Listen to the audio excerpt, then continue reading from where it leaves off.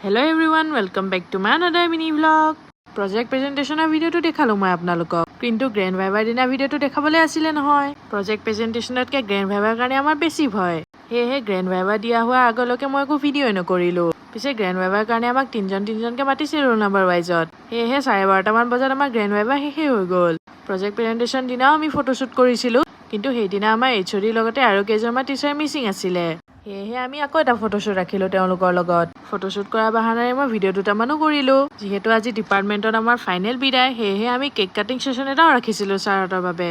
নিজে ভিডিও কৰিলে হেতুৱে দিগদাৰ ভিডিওত উঠিবই নাপাওঁ বাৰু কিন্তু এফালে চালো বৰখাও ভিডিও কৰি আছে তাই ভিডিওত মই উঠিবলৈ পাম আৰু এয়া ছাৰ মেমতে এতিয়া কেক কাটিংটো কৰিলে ধুনীয়াকৈ আৰু তেওঁলোকে জনালে যে গ্ৰেণ্ড ভাইভাত আমি সকলো কেটা পাছ হৈছো সেইটো শুনি আৰু আমাৰ ফুটি ঠিকানা নাই যেহেতু আমাৰ ক্লাছৰ অৰিন্দম আদিত্য আৰু নীতিশাই চাকৰি পালে হেহে তেওঁলোকে ছাৰ মেমহঁতৰ বাবে মিঠাই আনিছিলে খাবলৈ মই সুধিলো যে আমাৰ পাৰ্টিটো কেতিয়া পাম সিহঁতে ক'লে যে বেলেগ কৈ দিয়া হ'ব আমাক পাৰ্টিটো কেক খাই উঠি বাহিৰত আহি দেখো যে নিধিয়ে একদম মাৰ্কালৈ ৰেডি চাৰ্টত লিখিবলৈ মইনো আৰু কি বাধা দিম লিখ আৰু যি মৰ্জি তোৰ বুলি ক'লো ইয়াৰ লগে লগে চবে চবৰ চাৰ্টত লিখিবলৈ লাগি গ'ল এই 4 বছৰত মই কিন্তু বহুতখিনি মেমৰিজ কালেক্ট কৰিলো আৰু মেমৰিজবোৰ মই ধুনীয়াকৈ ইনষ্টাগ্ৰামত সজাই থৈছো বাৰু হাইলাইট হিচাপে তাৰ লগতে বহুত পোষ্ট আৰু ৰিলছো আছে মোৰ আমি এনেকৈ চাৰ্টত লিখি থাকোঁতে VSS ছাৰ আহি পালে ছাৰক ক'লো যে মই ছাৰ আপুনিও কিবা এটা লিখি দিয়ক মোৰ চাৰ্টত মোক সাইন মাৰাৰ লগে লগে চবে আগুৰি ধৰিলে ছাৰক সকলোকে ছাৰৰ অটোগ্ৰাফটো লাগে মই আকৌ ছাৰক কৈছো ছাৰ আপোনাৰ চাগে চেলিব্ৰিটি ফিল আহি গৈছে ন